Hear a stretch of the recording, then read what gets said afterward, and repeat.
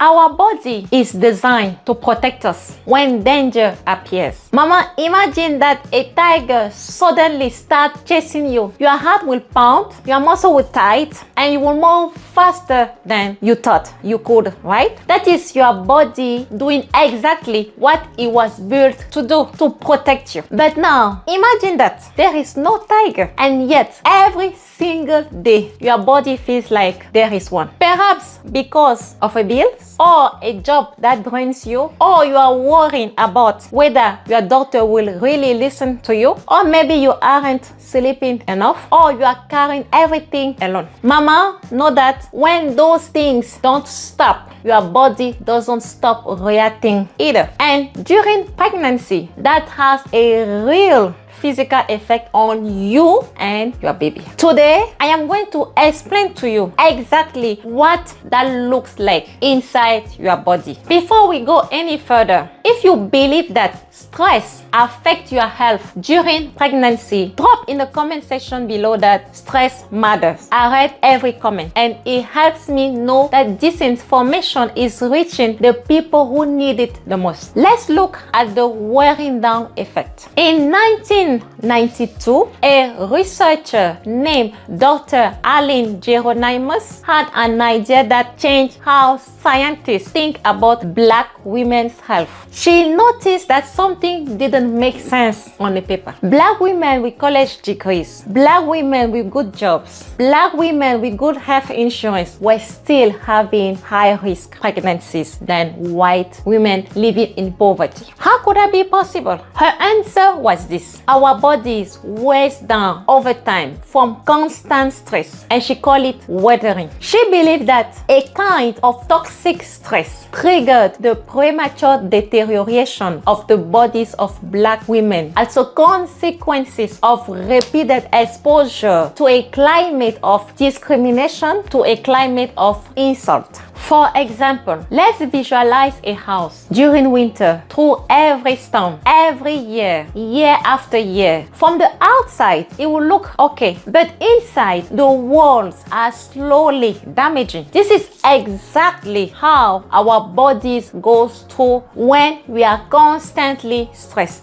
But the bad news is that instead of facing just one tiger, our body feels like it is facing many tigers every single day. Dr. Geronimus found that Black women in America experience this kind of wearing down at much higher rate than white women, even with the same education and the same income. And today, guess what? More than 30 years later, study after study has backed her up. The tiger a research identified include things like financial pressure, not knowing if there is enough at the end of the month, work stress, especially job with no flexibility, no sick days, no rest, not enough sleep night after night, constantly worry about whether your healthcare provider will actually help you. Any of these tiger is hard, but many Black women are carry all of them at the same time for years and years and years. So what happens inside your body when you are stressed? When your body senses danger, real or not, it releases a stress hormone called cortisol. Think of cortisol like your body's alarm system. In a real emergency, cortisol helps body prepare to fight or flight. To do that, cortisol tells your blood vessel to tighten or squeeze so blood can move quickly to your muscle and your brain. Now, this is useful if you are running from a danger or if you are running from a tiger like we see previously. But when the alarm turns off, cortisol stays high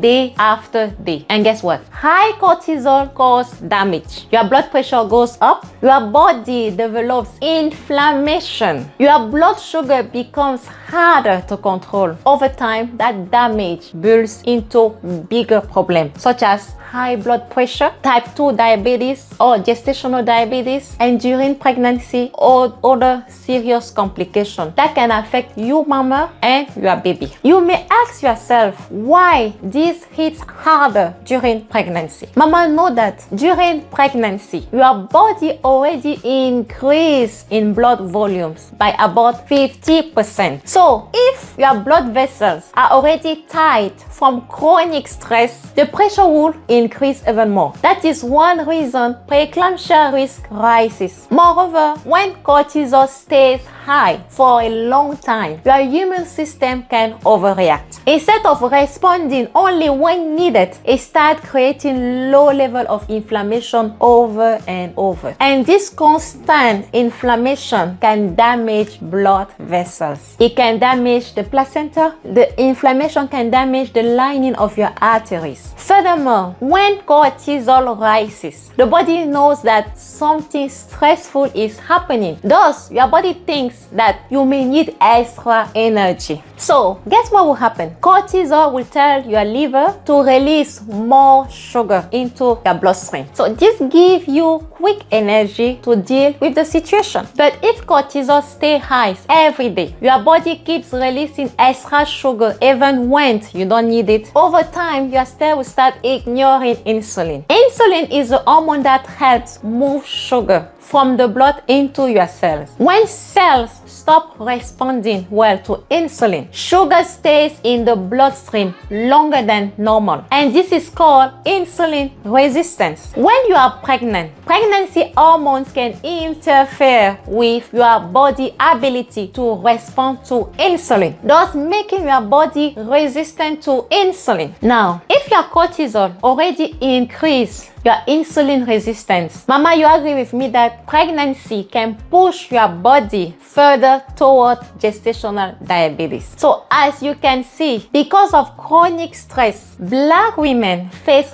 higher rate of babies coming too earlier, blood pressure that gets dangerously high during pregnancy diabetes or gestational diabetes, and complications after birth that should have been preventable. Not because of anything you did wrong, but because your body was already overloaded long before you got pregnant. In part 6 of this series, I am going to talk about what you can actually do. Evidence-based practice that help regulate your nervous system, reduce cortisol during pregnancy, and start reversing some of that load. But first, in part 3, we are going to talk about the economic factors that make all this even harder to escape. In the comment section below, tell us if you knew about the Wetering hypothesis. I genuinely want to know. Save this video and share it with another mama that needs it. Thank you for watching and see you in part 3. Bye-bye.